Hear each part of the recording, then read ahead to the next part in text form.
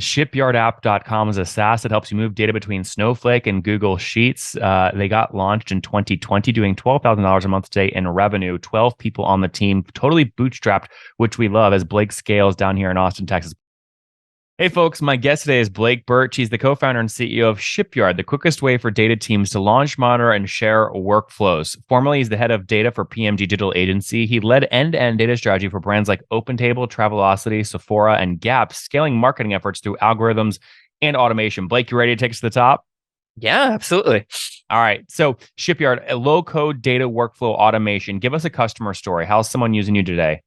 Yeah, so customers ultimately end up using us for like three main purposes. They're trying to move data between various systems that they have on hand. They're trying to set up Give me an data. example, like what two systems? Yeah, so it could be from your database like Snowflake to Google Sheets. It could be something from like Amazon S3 to Google Drive or something else like that. We build out hundreds of integrations with various tools that people use so that they can easily move that data. But it's more than just moving data. That's what people typically use us for initially, but they might set up like data alerts so that they can know in Slack or an email if something's gone wrong with their data, or maybe if there's like particular customers in their sales file that they need to look at. Then we also have people using us for things like deploying machine learning models and evaluating the data, scoring leads, scoring internal customers, and that sort of thing. So we're a wide net orchestration platform that allows people to mix and match low code and their own code together in order to solve these sort of problems with data. You get this all the time, and my audience will be wondering it. So I'm going to ask. People are going to say, "Oh, this feels like MuleSoft or Zapier. Is this an enterprise Zapier with alerts?" Yeah, so the way that we sometimes sell ourselves is that we're a Zapier for data. Zapier and other tools, they focus a lot on if this and that logic. They do things that are very specific for one row and reacting to it. For us, it's more about bulk data processing. So being able to handle gigabytes to terabytes of data and process and move that data between systems. Those other tools just aren't quite built for that sort of like process. And we wanted to make sure that we could bring a best-in-class tool specifically for data professionals to be able to do their jobs more effectively. That makes tons. I can't wait to hear how you price this. What's the average customer paying per month? And do you tie it to number of calls or usage or seat-based or product upsells? How do you price?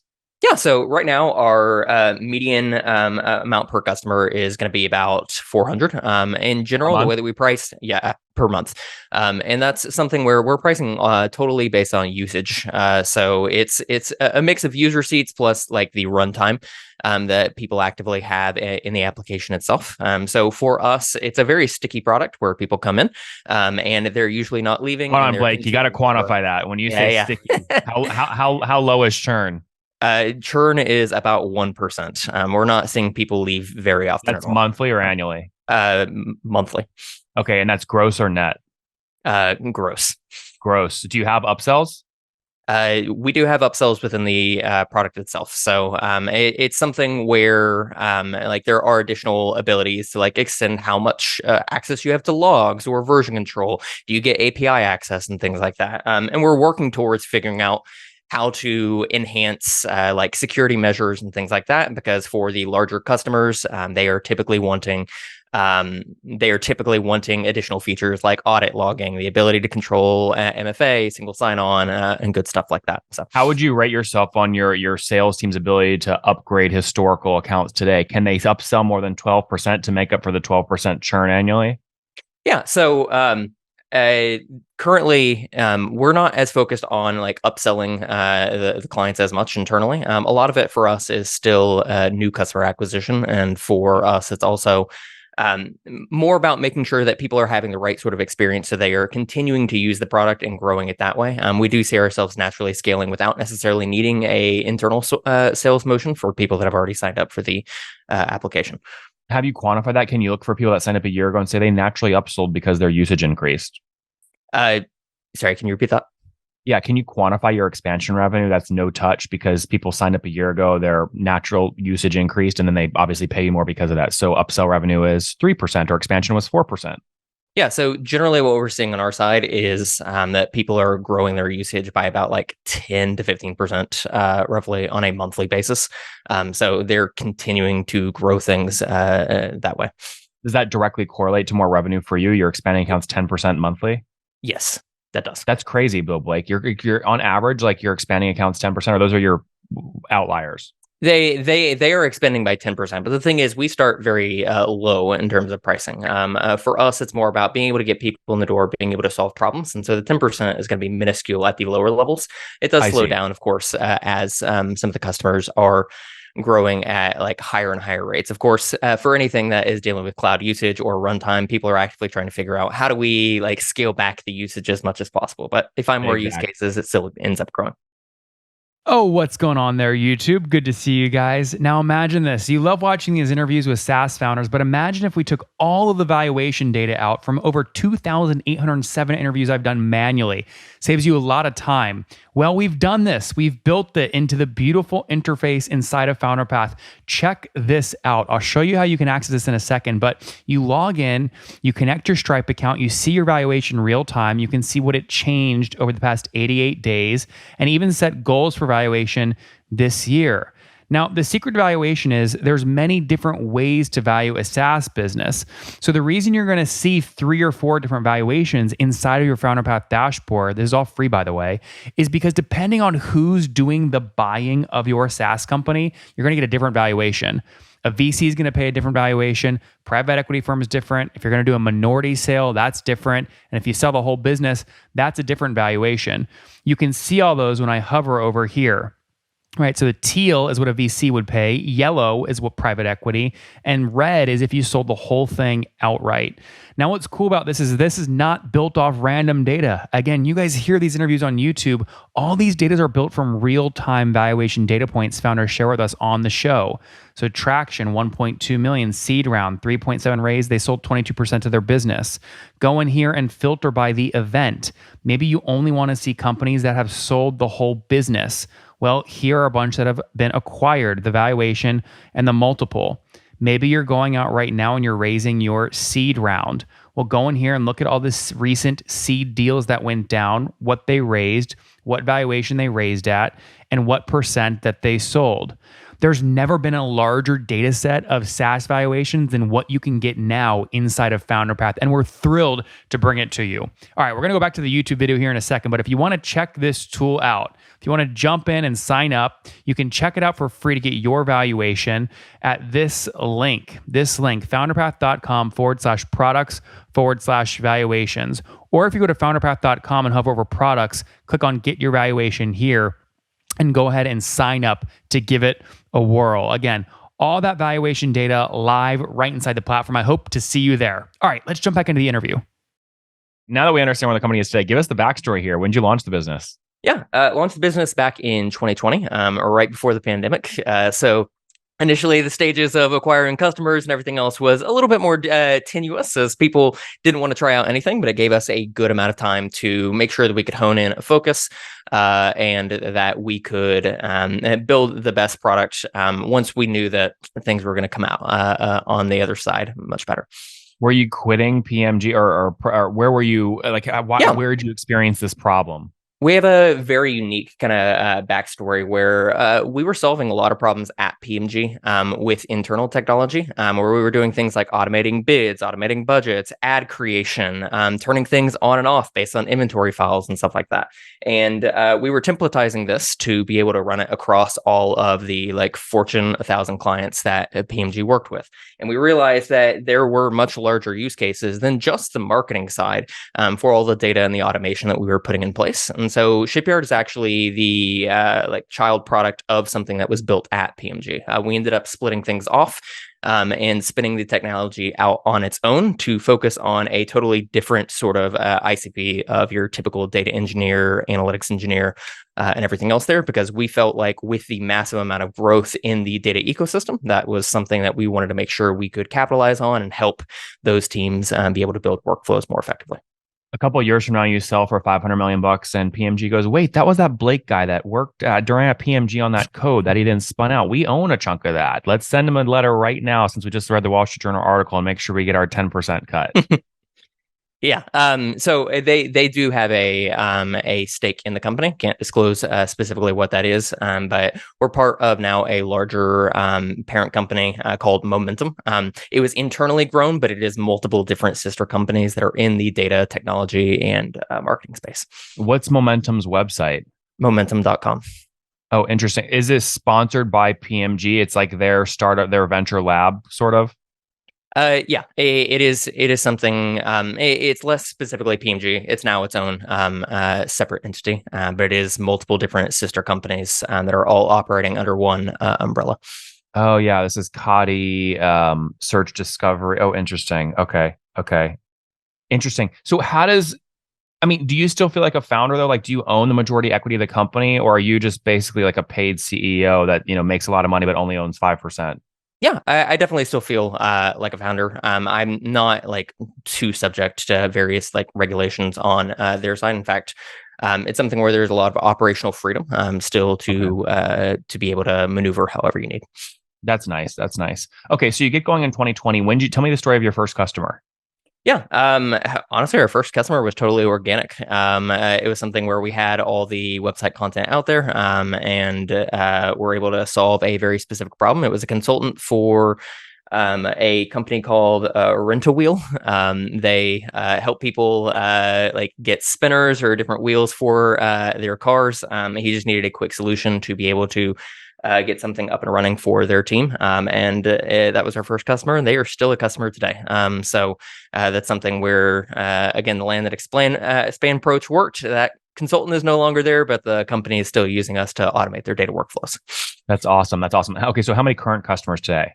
Yeah. So currently, we have about 1,600 users of the platform. We have about 30 paying customers on our side right now. So, and I guess tell me how you think about that. Do you spend a lot of time thinking about 1,600 to 30 conversion rate? Yeah. So we don't think about it. Some of those customers, like we look at usage internally to try and verify which people are using us the most that are going to be like a high sales opportunity. Sometimes it's for like little one-off projects. Ultimately, like as a product that has kind of a freemium model, our purpose behind that is that a lot of our competition in the data orchestration space is actually open source software that is trying to sell cloud-hosted solutions. And so when you can use those things for free and do a proof of concept that way, we want to make sure that we're equitable as people are trying to do proof of concepts. So the conversion rate there is something that we're still actively working on, figuring out how to increase even more. Blake, can I take the 30 customers times the $400 ARPU you mentioned earlier? It would put you around 12 grand a month in MRR. That would be roughly correct. Yeah. Okay, that's great. And then where were you exactly a year ago so we can calculate growth? I do not know that number off the top of my head. Well, it's probably going to be a very large growth number because you're just getting going. But yeah. I mean, did you have any customers in July of 2022? Yes, we did. Okay, so you were post revenue at that point. Yes, we were. Okay, so first dollars of revenue. Then, like, what I'm trying to get here. How much time did you spend developing this before your first customer? Did you go all the way through 2020 with no customers? It was pretty much an entire year of development. And so, even though it was an internal piece of technology, man, those things get so tied to like the existing business that you're trying to figure out how do we separate this? How do you have usability? Because it used to just be a page with a bunch of forms slapped on top of it. Those things won't fly in the market. So, yep. That's interesting. Yeah. Okay, and how have you capitalized the business? Is it bootstrapped or have you raised? It is entirely bootstrapped. Oh, I love that. So no money from PMG when you spun out? Sorry. There is money directly from PMG, but no investment from like venture capital or anything else like that. I see. Did PMG structure that as like, hey, here's the pre-seed round of X and we get preferential terms since you're spinning it out? Not exactly like that. It's less of a like direct upfront model for the financing, and because it's under the Momentum umbrella, it's kind of handled and financed that way. I see. Interesting. Does Momentum take equity in the child companies? It depends. I can't disclose like the exact parts of that, but yeah, it can vary there. Well, like, can my listeners apply to become part of Momentum like they could YC or these other firms? No. Okay, no. So it's a holding company with Google, Facebook, Amazon, Adobe, Domo, Salesforce, and Microsoft as the partners, and it's invite only. Correct. Interesting. Okay. Do you think you have an advantage by being part of Momentum, and if so, what is it? I think the biggest advantage is being able to have the leverage and knowledge of larger companies to help support you through things like, in our case, security is a big aspect. So trying to make sure that we have the backing of a strong legal team that's able to work through issues, being able to have all the right things in place from a security framework perspective of SOC 2 and GDPR and CCPA. SOC 2? For SOC 2, we used Weaver for the audit. Weaver, interesting. Well, why'd you use Weaver over like Vanta? Weaver, it was just the auditing firm that we used. We didn't have an existing technology in place to help put together all the materials for the audit. However, we are actively in talks with some of those tools in order to be able to help accelerate the framework growth in our side. You did it the hard way. You did it all manual. We did it the hard way initially. Oh my gosh. I can't imagine. Okay. That's a lot of time as a startup CEO spent on like very boring data collection stuff. Yep. Okay. Well, you did it. You knocked it out. That's great. All right. Let's wrap up here with the famous five. Number one, favorite business book. It's got to be, I think, the 5 Dysfunctions of a Team. Yep. If I'm getting that title correct. Yeah, that's a good one. Number two, is there a CEO you're following or studying? Not really. I've always had kind of a weird thing where I don't necessarily like modeling what I do after others. It's trying to make sure that we can carve our own path. So number three, what's your favorite online tool for building Shipyard? That's a great question. I'm probably going to say Webflow. I've used it since the very beginning for building out the marketing pages, and being able to scale out pages for new integrations and blueprints and solutions has been super helpful for us. And it's still great to this day. Would you credit a lot of your SEO success to your ability to quickly launch these integration landing pages, which you feature in your footer? Absolutely. It's definitely helped us scale quite a bit, and it's become one of our key strategies in terms of customer acquisition. How many total are on the team today, full time? 12 people. Okay, interesting. All right, number four, how many hours of sleep do you get every night? Maybe 6.5, 7. And try to get as much as I can. Yeah. What's your situation? Married, single, kids? Married. Any kids? No kids right now. All right. And how old are you? 30. Last question, Blake. Take us back to when you were 20. What's something you wish you knew? That it's a journey. That nothing's going to just happen super quickly. Nothing's going to work out exactly the way you want. But really, most of the experiences that you have are all about rolling with the punches, trying to figure out how you can make the most of what you have, and don't try and rush into things or expect immediate results. Things take time. So, guys, shipyardapp.com is a SaaS that helps you move data between Snowflake and Google Sheets. They got launched in 2020, doing $12,000 a month today in revenue, 12 people on the team, totally bootstrapped, which we love as Blake scales down here in Austin, Texas. Blake, thanks for taking us to the top. Yeah, thanks so much. One more thing before you go. We have a brand new show every Thursday at 1 p.m. Central. It's called Shark Tank for SaaS. We call it Deal or Bust. One founder comes on, 3 hungry buyers, they try and do a deal live, and the founder shares back-end dashboards, their expenses, their revenue, ARPU, CAC, LTV, you name it, they share it. And the buyers try and make a deal live. It is fun to watch every Thursday, 1 p.m. Central. Additionally, remember, these recorded founder interviews go live. We release them here on YouTube every day at 2 p.m. Central. To make sure you don't miss any of that, make sure you click the subscribe button below here on YouTube, the big red button, and then click the little bell notification to make sure you get notifications when we do go live. I wouldn't want you to miss breaking news in the SaaS world, whether it's an acquisition, a big fundraise, a big sale, a big profitability statement, or something else. I don't want you to miss it. Additionally, if you want to take this conversation deeper and further, we have by far the largest private Slack community for B2B SaaS founders. You want to get in there. We've probably talked about your tool if you're running a company, or your firm if you're investing. You can go in there and quickly search and see what people are saying.